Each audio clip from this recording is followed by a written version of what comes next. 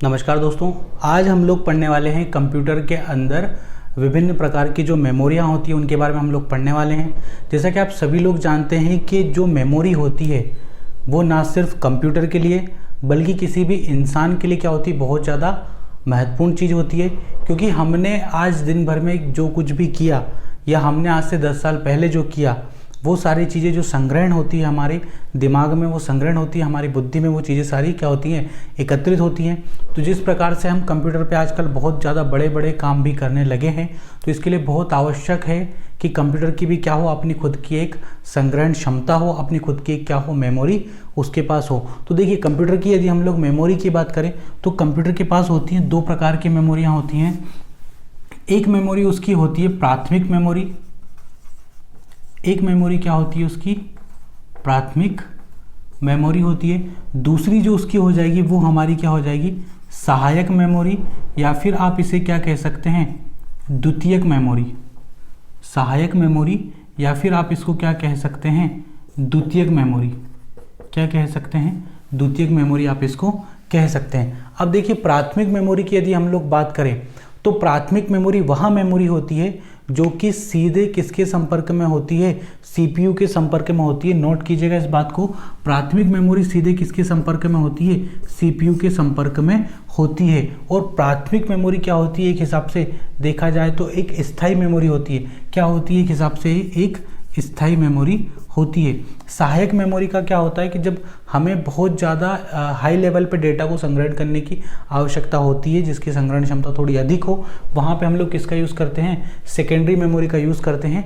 और ये आंतरिक नहीं होती, ये बाहरी मेमोरी होती है, यानी कि ये बाहर लगाई जाती है। तो ये किस तरीके की मेमोरी हो गई, हमारी दो तरीके की मेमोरी हो गई। पहली हमारी कौन सी हो गई, प्राथमिक मेमोरी हो गई, और दूसरी हमारी क्या हो गई, सहायक मेमोरी हो गई या फिर द्वितीयक मेमोरी हो गई। इंग्लिश में भी देख लेते हैं, इसको कहा जाता है प्राइमरी मेमोरी, देन इसको क्या कहा जाता है, सेकेंडरी मेमोरी। इसको क्या कहा जाएगा, सेकेंडरी मेमोरी, और ये ऊपर वाला इसको क्या कहा जाएगा, प्राइमरी मेमोरी कहा जाएगा। क्योंकि कई बार क्या होता है कि इंग्लिश में शब्द इस्तेमाल करके हमें थोड़ा सा कंफ्यूज करने की कोशिश की जाती है। तो हमने हिंदी इंग्लिश दोनों में यहाँ पे पढ़ लिया है। चलिए अब हम लोग बात कर लेते हैं किसकी, प्राइमरी मेमोरी के बारे में हम लोग बात कर लेते हैं। किसके बारे में हम लोग बात कर लेते हैं, प्राइमरी मेमोरी की। प्राइमरी मेमोरी असल में होती क्या है और कौन कौन सी चीज़ें प्राइमरी मेमोरी के अंतर्गत आती हैं। तो प्राइमरी मेमोरी की जब हम लोग बात करते हैं, देखिए प्राइमरी मेमोरी में बेसिकली आती हैं हमारी रैम और रोम। ठीक है, रैम, रोम। उसके बाद अगर हम लोग देखें तो जो कैशे मेमोरी होती है वो भी किसका पार्ट होती है, प्राइमरी मेमोरी का ही पार्ट हमारी होती है। ठीक है, तो चार चीज़ें आती हैं बेसिकली। एक तो हमारी रैम भी इसके अंतर्गत आती है, रोम भी आती है, और कैशे मेमोरी भी आती है। साथ ही क्या आती है इसके अंतर्गत, हमारा रजिस्टर जो मेमोरी होती है वो भी प्राइमरी मेमोरी के अंतर्गत आती है। तो यहाँ पे मैं आपको लिख देता हूँ, पहली चीज़, पहले नंबर पे हमारी क्या हो जाएगी, रोम हो जाएगी। दूसरे नंबर पे हमारी क्या हो जाएगी, रैम हो जाएगी। तीसरे नंबर पे हमारी क्या हो जाएगी, कैशे मेमोरी हो जाएगी। क्या हो जाएगी, कैशे मेमोरी हो जाएगी। उसके बाद चौथे नंबर पे जो हमारी हो जाएगी वो हमारा क्या हो जाएगा, रजिस्टर मेमोरी हो जाएगी। ठीक है, तो चार तरह की मेमोरी हैं जो कि हमारी काय में आती हैं, प्राइमरी मेमोरी के अंतर्गत आती हैं। बहुत ज़्यादा शांत रहिए, आराम से समझिए चीज़ों को, बहुत सिंपल सी चीज़ें, कुछ भी हाई लेवल का कुछ भी नहीं है, रद्दी चीज़ें सब कुछ। रैम का फुल फॉर्म आ जाता है कई बार, रोम का फुल फॉर्म आ जाता है कई बार। तो रोम का फुल फॉर्म आप सभी को पता होना चाहिए। रोम का फुल फॉर्म हमारा क्या हो जाएगा, रीड ओनली मेमोरी। क्या हो जाएगा, रीड ओनली मेमोरी। रैम का फुल फॉर्म हमारा क्या हो जाएगा, रैंडम एक्सेस मेमोरी। क्या हो जाएगा, रैंडम एक्सेस मेमोरी। चाहे तो आप इनको क्या कर लीजिए, नोट आप लोग कर लीजिए। चलिए, तो ये क्या हो जाएगी, रोम, रैम, कैशे और रजिस्टर। चार तरह की मेमोरियाँ जो काय में आती हैं, हमारी प्राथमिक मेमोरी का हिस्सा होती है। अब हम लोग बात कर लेते हैं किसकी, रोम की बात कर लेते हैं। किसकी बात कर लेते हैं, रोम की बात कर लेते हैं। तो देखिए, रोम का फुल फॉर्म हम सभी ने देख लिया। रोम का फुल फॉर्म हमारा क्या होता है, रीड ओनली मेमोरी होती है। तो रोम क्या होती है, एक इस तरह की मेमोरी होती है, जब कंप्यूटर हमारा बन रहा होता है तभी रोम को कंप्यूटर के अंदर क्या कर दिया जाता है, फिट कर दिया जाता है।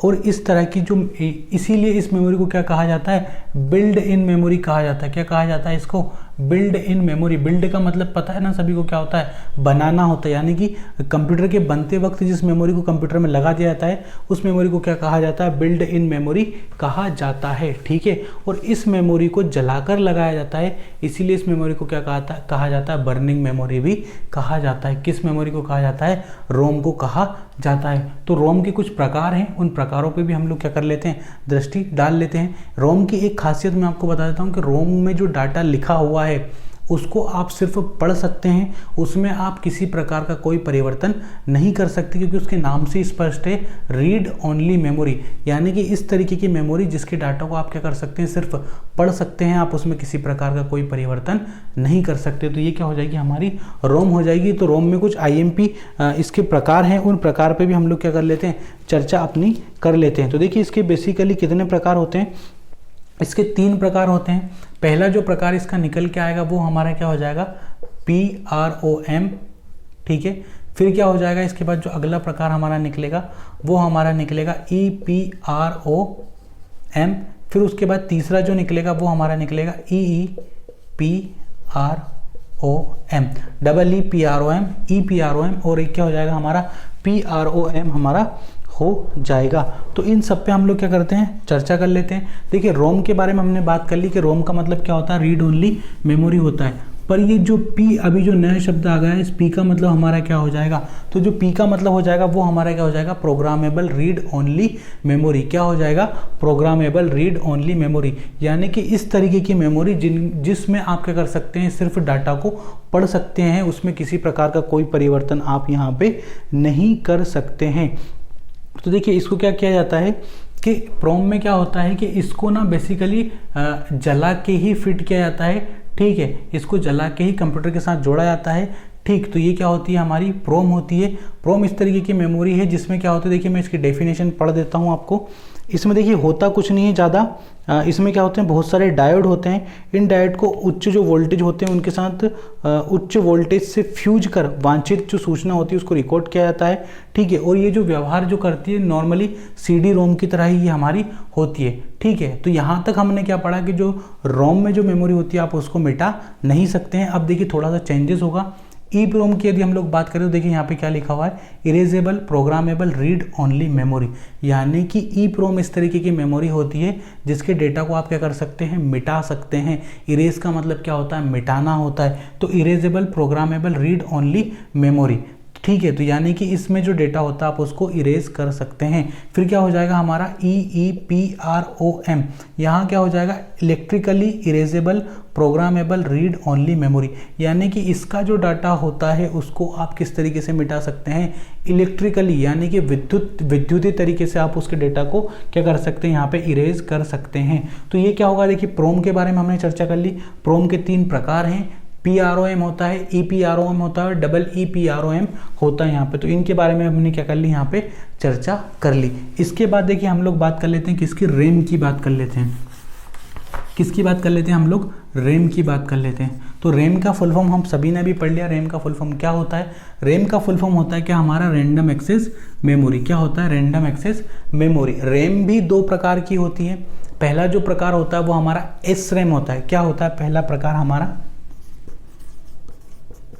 SRAM होता है। दूसरा जो प्रकार होता है वो हमारा क्या होता है, DRAM होता है। क्या होता है, DRAM होता है। अब SRAM में क्या होता है, SRAM का जो फुल फॉर्म हम लोग निकालेंगे वो क्या हो जाएगा हमारा, स्टैटिक रैम हो जाएगा। और DRAM का जो फुल फॉर्म हमारा निकलेगा वो क्या हो जाएगा हमारा, डायनामिक रैम हमारा हो जाएगा। तो ये क्या था, रैम के बारे में थी यहाँ पे। देखिए रैम के बारे में कुछ मैं बातें आपको बता देता हूँ कि ये जो मेमोरी होती है एक तरह से अस्थायी मेमोरी होती है। ठीक है, प्राथमिक मेमोरी तो है पर एक हिसाब से ये क्या है, अस्थायी मेमोरी है, क्योंकि इसमें जो डेटा है बिजली के जाने पे क्या हो जाता है, समाप्त हो जाता है। मान लीजिए आप लोग MS वर्ड में किसी फाइल पे काम कर रहे हैं और आपने जो फाइल है उसको सेव नहीं किया है और अचानक से अगर बिजली चली जाती है, आपका कंप्यूटर बंद हो जाता है, तो इसके अंदर जो भी डाटा है वो डाटा आपका क्या हो जाएगा, समाप्त हो जाएगा। इसीलिए इसको क्या कहा जाता है, रैंडम एक्सेस मेमोरी कहा जाता है। तो देखिए ये क्या हो गई, हमारी रैम हो गई। तो रोम के बारे में भी हमने पढ़ लिया, उसके बाद अभी हम लोग ने रैम के बारे में भी यहाँ पे अपना पढ़ लिया। ज़्यादातर यहाँ से इनके फुल फॉर्म ही अक्सर एग्जामों में पूछे जाते हैं। तो डी रैम और एस रैम के बारे में आपको इतना डिटेल में जानने की आवश्यकता नहीं है। फिर हम लोग बात कर लेते हैं किसकी, रजिस्टर के बारे में अभी हमने यहाँ पे पढ़ा था। तो रजिस्टर से पहले हम लोग बात कर लेते हैं किसकी, कैशे मेमोरी की। इसकी बात हम लोग कर लेते हैं कैशे मेमोरी की। तो देखिए कैशे मेमोरी में होता क्या है, कैशे मेमोरी में वैसे ज़्यादा कुछ होता नहीं है। होता क्या है, जैसे कि देखिए मेमोरी से जब डाटा सीपीयू तक जाता है, मेमोरी से जब डाटा सीपीयू तक जाता है तो उस डाटा की जो गति होती है वो क्या होती है, थोड़ी सी धीमी हो जाती है। मेमोरी से जब डाटा कहाँ तक जाता है, सीपीयू तक जाता है, तो उस डाटा की जो गति होती है वो क्या हो जाती है, थोड़ी सी धीमी हो जाती है। तो कैशे मेमोरी का कार्य क्या रहता है कि उस डेटा की गति को क्या कर देना, थोड़ा सा बढ़ा देना। यही काम क्या होता है इसका, कैशे मेमोरी का होता है। इससे ज़्यादा कैशे मेमोरी का काम कुछ भी नहीं होता। तो आपसे अगर क्वेश्चन पूछे कि वह कौन सी मेमोरी है जो डेटा की गति को बढ़ा के उसको सीपीयू तक आसानी से पहुंचाती है, तो राइट आंसर हमारा क्या हो जाएगा, कैशे मेमोरी हमारा वहाँ पे हो जाएगा। कैशे मेमोरी क्या होती है, सीपीयू से सीधे जुड़ी हुई होती है ना। कैशे मेमोरी क्या होती है, सीपीयू से सीधे जुड़ी हुई होती है। और इससे क्या होता है कि जैसे मदरबोर्ड में क्या होता है, डेटा को एक स्थान से दूसरे स्थान तक लाने ले जाने के लिए बस की आवश्यकता होती है। वैसे क्योंकि ये सीधे ही मदरबोर्ड से जुड़ी होती है, इसलिए इसको बस की आवश्यकता हमारी नहीं होती है। तो ये कौन सी मेमोरी थी, हमारी कैशे मेमोरी थी। अब हम लोग बात कर लेते हैं किसकी, रजिस्टर की। तो रजिस्टर के बारे में वैसे 2-3 बातें हैं, उनको आप लोग ध्यान रखिए, उससे ज़्यादा कुछ भी ध्यान रखने की आवश्यकता नहीं है। रजिस्टर मेमोरियों की जो श्रेणी है उसमें सबसे तेज गति से कार्य करने वाली मेमोरी है। कौन सी मेमोरी है, रजिस्टर मेमोरी। रजिस्टर मेमोरी की जो गति होती है सबसे तेज होती है, पर रजिस्टर मेमोरी की जो संग्रहण क्षमता होती है वो सबसे कम होती है। इससे ज़्यादा रजिस्टर के बारे में आपको कुछ भी पढ़ने की आवश्यकता नहीं है। रजिस्टर मेमोरी की गति सबसे तेज होती है, पर उसकी जो संग्रहण क्षमता है वो सबसे कम होगी। तो ये क्या होगी, हमारी रोम के बारे में भी हमने पढ़ लिया, रैम के बारे में भी हमने पढ़ लिया, रजिस्टर के बारे में भी हमने पढ़ लिया, और कैशे मेमोरी के बारे में भी हमने यहाँ पे पढ़ लिया। ठीक है, तो इसके बाद आगे की जो चीज़ें हैं वो हम लोग अब आगे देखने वाले हैं। चलिए, तो रैम और रोम के बाद हम लोग बात कर लेते हैं किसकी, हमारी सीक्वेंशियल एक्सेस मेमोरी की बात हम लोग यहाँ पे कर लेते हैं। किसकी बात हम लोग यहाँ पे कर लेते हैं, सीक्वेंशियल एक्सेस मेमोरी की। यानी कि जो क्रमागत होती है ना, क्रमागत का मतलब क्या होता है पता है आपको, क्रम से चलने वाली, क्रम से चलने वाली। यानी कि देखिए आजकल क्या होता है, मान लीजिए हम लोग क्या कर रहे हैं, यूट्यूब पे कोई सा वीडियो देख रहे हैं, उस वीडियो में हमने क्या करा कि हमें सीधे एंड में जाना है, तो हमने बाकी की जो चीज़ें थी बीच में उनको क्या कर दिया, हमने स्किप कर दिया। लेकिन पहले के ज़माने में जो टेप चलते थे, टेप रिकॉर्डर जो चलते थे, उसमें कैसेट होती थी, उसमें एक बड़ी सी रील निकलती थी। क्या आप में से कोई भी अगर उसमें 4 गाने हैं तो पहले गाने के सुनने के बाद सीधे चौथे गाने पे जा सकता था? उसमें ऐसा नहीं होता था। अगर आपको चौथा गाना सुनना है तो आपको पहले 3 वाले गाने सुनने ही पड़ेंगे, तब जाके आप चौथे गाने पे जा सकते हैं। तो इस तरीके की जो मेमोरी होती है उन मेमोरी को क्या कहा जाता है, क्रमागत मेमोरी कहा जाता है। इसका जो सबसे शानदार जो एग्जाम्पल है वो वही है, हमारा मैग्नेटिक टेप का ही एग्जाम्पल है। मैग्नेटिक टेप में क्या होता है कि इसकी जो लंबाई होती है बहुत ज़्यादा होती है, साथ ही इसकी संग्रहण क्षमता भी क्या होगी, फिर बहुत ज़्यादा होगी। लेकिन इसमें आप डेटा को क्या नहीं कर सकते, स्किप नहीं कर सकते, आपको बाय सीक्वेंशियल ही डेटा को पढ़ना पड़ेगा। सुरक्षा की दृष्टि से इसको क्या रखा जाता है, एक प्लास्टिक के बक्से के अंदर बंद करके रखा जाता है। किसकी बात हम लोग यहाँ पे भी कर रहे हैं, मैग्नेटिक टेप की बात हम लोग यहाँ पे कर रहे हैं। किसकी बात कर रहे हैं, मैग्नेटिक टेप की बात हम लोग यहाँ पे कर रहे हैं। तो अगर क्वेश्चन आए कि जो मैग्नेटिक टेप है वो किस तरह की मेमोरी का एग्जाम्पल है, तो इंग्लिश में बोल देंगे किस तरह से हम लोग, सीक्वेंशियल एक्सेस मेमोरी का एग्जाम्पल है। हिंदी में हम लोग क्या बोल देंगे इसको, क्रमानुगत मेमोरी का ये क्या हो जाएगा, यहाँ पे एग्जाम्पल हमारा हो जाएगा। क्रमानुसार मेमोरी का ये क्या हो जाएगा, हमारा यहाँ पे एग्जाम्पल हो जाएगा। तो जो मैग्नेटिक टेप हमारा यहाँ होता है, अब मैग्नेटिक टेप को पढ़ने के लिए जिस डिवाइस का यूज़ किया जाता है उसको क्या बोल देते हैं हम लोग, मैग्नेटिक टेप राइट, उसको हम लोग यहाँ पे कह देते हैं। ठीक है, सॉरी, मैग्नेटिक टेप ड्राइव हम लोग उसके यहाँ पे कह देते हैं। देखिए ये जो आपसे अगर पूछे कि हार्ड डिस्क के डेटा को पढ़ने के लिए किस चीज़ का यूज़ करेंगे, तो आपको कुछ नहीं करना है, उसके पीछे सिर्फ सिंपल सा शब्द लगा दो, drive, hard disk drive. CD का डेटा को पढ़ने के लिए ड्राइव, CD ड्राइव, DVD के डाटा को DVD ड्राइव। है ना। तो इस तरीके से सिर्फ ड्राइव लगा दो, आपका काम वहाँ पे हो जाएगा। तो ये कौन सी थी हमारी सीक्वेंशियल एक्सेस मेमोरी थी। इसके बाद अब हमारा क्या हो जाएगा, डायरेक्ट एक्सेस मेमोरी जाएगी। क्या जाएगी हमारी, डायरेक्ट एक्सेस मेमोरी। अब डायरेक्ट एक्सेस मेमोरी में क्या होता है बता देता हूँ मैं आपको।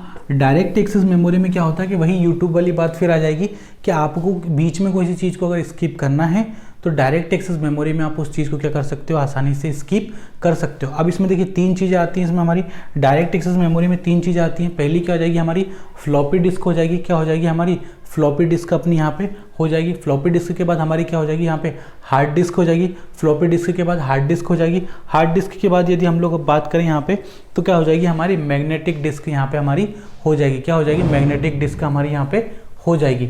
ठीक है, तो तीनों के बारे में मैं आपको यहाँ पे लिख देता हूँ। पहली हमारी क्या हो जाएगी, चुंबकीय डिस्क हो जाएगी। पहली हमारी क्या हो जाएगी यहाँ पे चुंबकीय डिस्क हो जाएगी। दूसरी हमारी क्या हो जाएगी यहाँ पे फ्लॉपी डिस्क हो जाएगी। तीसरी हमारी यहाँ पे क्या हो जाएगी, हार्ड डिस्क हो जाएगी। क्या हो जाएगी, तीसरी हमारी यहाँ पे हार्ड डिस्क हो जाएगी। इन तीनों के बारे में अब हमें क्या करना है, थोड़ा सा डिटेल में अपना यहाँ पे पढ़ना है। ठीक है, चुंबकीय डिस्क के बारे में भी हमने यहाँ पे देख लिया। ये क्या हो जाएगी हमारी चुंबकीय डिस्क हो जाएगी, फ्लॉपी डिस्क हो जाएगी और हार्ड डिस्क हो जाएगी। इनके बारे में अब हम लोग क्या यहाँ पे थोड़ा सा डिटेल में पढ़ लेते हैं। देखिए चुंबकीय डिस्क क्या होती है, ये स्थायी मेमोरी का एग्जाम्पल तो है ही सही, है ना। स्थायी मेमोरी का ये एग्जाम्पल तो है ही सही। पर चुंबकीय मेमोरी में क्या होता है कि एक बॉक्स होता है, एक बॉक्स होता है। बॉक्स के अंदर एक डिस्क होती है। डिस्क पे किसकी परत होती है, आयरन ऑक्साइड की परत होती है। चुंबकीय डिस्क में क्या होता है, एक बॉक्स होता है, बॉक्स के अंदर एक डिस्क होती है। डिस्क पे परत किसकी होती है, आयरन ऑक्साइड की हमारी यहाँ पे परत होती है। उस आयरन ऑक्साइड की जो परत है, उस परत के कारण ही ये चीज़ क्या होती है, थोड़ी सी शाइन मारती है। क्या करती है, शाइन मारती है। डिस्क पे जो डेटा स्टोर होता है, ठीक है, डिस्क पे डेटा स्टोर होता है। उस डेटा को पढ़ने के लिए जिस चीज़ का यूज़ किया जाता है उसको क्या बोलते हैं हम लोग, डिस्क ड्राइव बोलते हैं। यानी कि हमारी डिस्क पे जो डेटा है उस डेटा को पढ़ने के लिए आप जिस चीज़ का यूज़ करोगे उसको आप लोग क्या बोलोगे, डिस्क ड्राइव आप उसको बोलोगे। ठीक है, तो ये क्या हो जाएगी हमारी चुंबकीय डिस्क हो जाएगी। उसके बाद हम लोग बात कर लेते हैं किसकी, फ्लॉपी डिस्क की। किसकी बात कर लेते हैं, फ्लॉपी डिस्क की। तो देखिए फ्लॉपी डिस्क में क्या होता है, फ्लॉपी डिस्क का जो नाम ही है वो इसकी फ्लेक्सिबिलिटी के कारण इसका नाम फ्लॉपी डिस्क रखा गया है। तो इसकी जो संग्रहण क्षमता है बेसिकली तो बहुत कम होती है, पर इसको आप मतलब ऐसे मरोड़ सकते हैं, है ना। ये ज़्यादा कठोर नहीं होती है, थोड़ी सी लोचेदार होती है, इसीलिए इसको फ्लॉपी डिस्क कहा जाता है। इसको भी एक पैकेट के अंदर, एक परत के अंदर बंद किया जाता है फ्लॉपी डिस्क को। फिर बात किसकी आती है, हमारी हार्ड डिस्क की आती है। तो हार्ड डिस्क हमारे कंप्यूटर की सबसे मेन होती है ना। इसका जो काम होता है, सबसे ज़्यादा संग्रहण क्षमता अगर किसी की होती है तो वो हार्ड डिस्क की ही होती है, क्योंकि मेनली जितने भी हमारे काम होते हैं सेकेंडरी मेमोरी के, वो सब हमारे कहाँ होते हैं, हार्ड डिस्क में ही होते हैं। विंचेस्टर डिस्क भी किसका एक एग्जांपल है, हार्ड डिस्क का ही एग्जांपल है। यदि आपको आपके कंप्यूटर में हार्ड डिस्क की पहचान करनी है तो सी ड्राइव जो होती है, वहाँ पे सी ड्राइव हमारे हार्ड डिस्क को ही सी ड्राइव के नाम से वहाँ पे सेव किया गया है। तो हार्ड डिस्क में देखिए, हार्ड डिस्क में क्या होता है, डेटा को जब थोड़ा सा भी क्रैश हो जाता है, यानी कि थोड़े से भी अगर कण वगैरह आ गए, धूल के कण भी आ गए, तो इसमें डेटा को क्रैश होने की क्या होती है, बहुत ज़्यादा संभावना होती है। इसीलिए इसको एक जो थोड़ा धातु का एक परत होती है उसके अंदर इसको बंद किया जाता है। किसको, हार्ड डिस्क को हमारे यहाँ पे बंद किया जाता है। तो ये देखिए डायरेक्ट एक्सेस मेमोरी में 3 तरह की चीज़ें हमने यहाँ पे पढ़ ली। चुंबकीय डिस्क के बारे में भी हमने पढ़ लिया, फ्लॉपी डिस्क के बारे में भी हमने यहाँ पे पढ़ लिया, और हार्ड डिस्क के बारे में भी हमने यहाँ पे पढ़ लिया। इतना सब कुछ सुनने के बाद आपको कुछ नहीं करना है, सिंपल सी जाके बुक के सिर्फ आपको पन्ने ही पलटने, क्योंकि इन सब के बारे में मैंने आपको बाय डिटेल में यहाँ पे बता दिया है। तो डायरेक्ट एक्सेस मेमोरी की सारी चीज़ें हमने यहाँ पे देख ली हैं।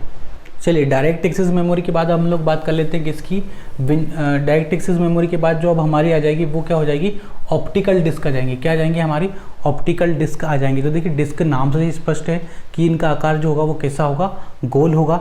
इसमें जो पहली चीज़ हम लोग पढ़ने वाले हैं ऑप्टिकल डिस्क में, देखिए सिंपल सी बात है, इन सब के ऊपर परत होती है किसकी, आयरन ऑक्साइड की परत होती है, इसीलिए सब क्या होती हैं, चमकती हैं थोड़ी। तो यहाँ पे हम लोग जो पहली चीज़ पढ़ने वाले हैं वो क्या हो जाएगी, हमारी CD रोम हो जाएगी। क्या हो जाएगी, CD रोम हो जाएगी। फिर उसके बाद हमारी क्या हो जाएगी, CDR हो जाएगी।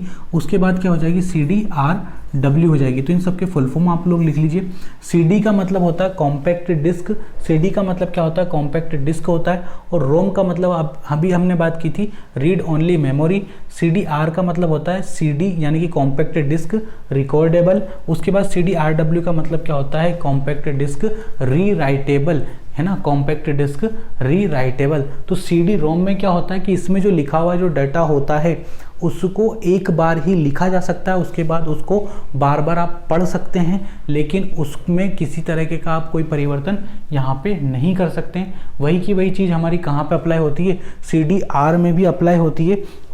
CDR में क्या होता है कि ये कॉम्पैक्ट डिस्क की तरह ही होती है, जिसमें क्या होता है कि एक बार अगर आपने डेटा लिख दिया तो उसको एक बार लिखा ही जा सकता है, लेकिन उसको बार बार आप क्या कर सकते हो, पढ़ सकते हैं, ठीक है। लेकिन किसी CDR की जो बाकी बचा हुई सतह होती हैं उन सतहों पे आप क्या कर सकते हो, अलग अलग समय में डाटा को रिकॉर्ड कर सकते हो। तो बेसिकली इसका जो यूज़ होता था वो मूवियों वगैरह में हम लोग देखते हैं, पहले के ज़माने में जो CD वगैरह चलती थी उनमें इनका ही यूज़ होता है। CDRW में री राइटेबल लिखा हुआ है, यानी कि इसमें आप डाटा को एक से अधिक बार लिख सकते हैं, फिर मिटा सकते हैं, फिर लिख सकते हैं और फिर मिटा सकते हैं। तो ये क्या हो जाएगी, हमारी CDRW हो जाएगी। तो यहीं से डेफिनेशन बनती है, डेफिनेशन से क्वेश्चन बनते हैं, उससे ज़्यादा इसमें हाई लेवल का कुछ भी नहीं है। तो ये क्या हो गई, हमारी सब ऑप्टिकल डिस्क हो गई। ऑप्टिकल डिस्क के बारे में हमने यहाँ पे पढ़ लिया। एक और चीज़ होती है, वो क्या होती है, हमारी DVD होती है। DVD का फुल फॉर्म होता है डिजिटल वर्सेटाइल डिस्क होता है। क्या होता है, डिजिटल वर्सेटाइल डिस्क होता है। DVD का भी जो कार्य होता है नॉर्मली अगर हम लोग देखें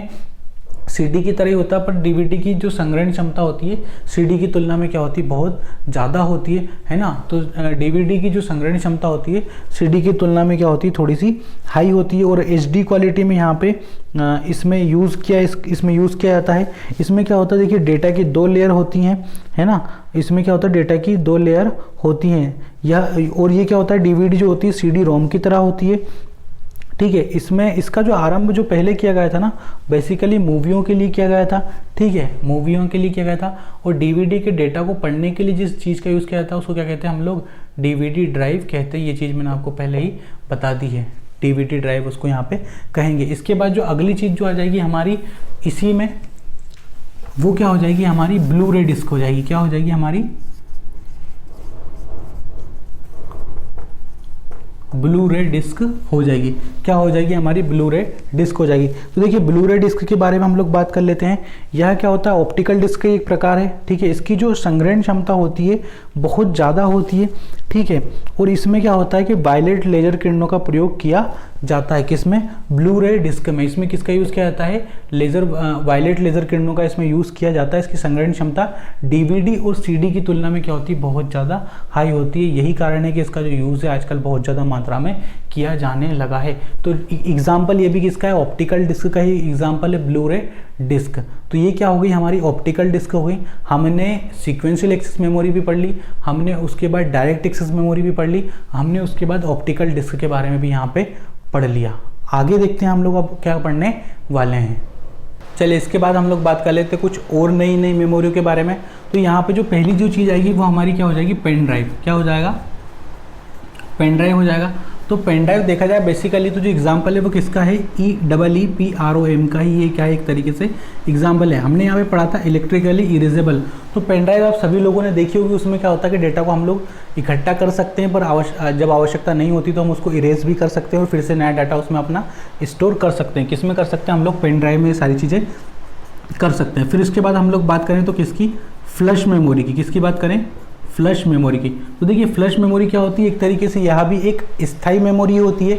इसमें क्या होता है कि आप लोग पुराने डाटा को हटा के उसकी जगह पे नया डाटा ही अपना लिख सकते हैं। ये भी किसका एग्जांपल है, हमारा EEPROM का ये हमारा क्या है, एग्जांपल है। फ्लश मेमोरी में देखिए सप्लाई हटा लेने के बाद भी क्या होता है, डाटा हमारा बना रहता है। किस में बना रहता है, हमारा फ्लश मेमोरी में बना रहता है। वर्तमान में जो मेमोरी कार्ड का जो यूज़ हम लोग करते हैं, मेमोरी कार्ड का जो यूज़ हम लोग करते हैं वो फ्लश मेमोरी का ही क्या है, हमारा एक एग्जाम्पल है। मेमोरी कार्ड के बारे में भी हम लोग बात कर लेते हैं। मेमोरी कार्ड छोटा सा चिपनुमा होता है, सामान्य बोलचाल की भाषा में इसको चिप ही कहते हैं। बना हुआ ये कैसे होता है, सिलिकॉन का बना हुआ ये हमारा होता है, ठीक है। तो इसका यूज़ मेमोरी जो मोबाइल में जो छोटी छोटी जो हमारी मेमोरियाँ होती हैं उनके डेटा को स्टोर करने के लिए हम लोग मेमोरी कार्ड का यूज़ अपना करते हैं। तो ये थी विभिन्न प्रकार की मेमोरियाँ। आशा करता हूँ ये वीडियो आपके लिए हेल्पफुल रहा है। अपना ध्यान रखिए, सुरक्षित रहिए। बाहर बारिश हो रही है इसलिए इतनी आवाज़ आपको आई है, उसके लिए क्षमा प्रार्थी हूँ। अपना ध्यान रखिए, सुरक्षित रहिए। जय हिंद, वंदे मातरम।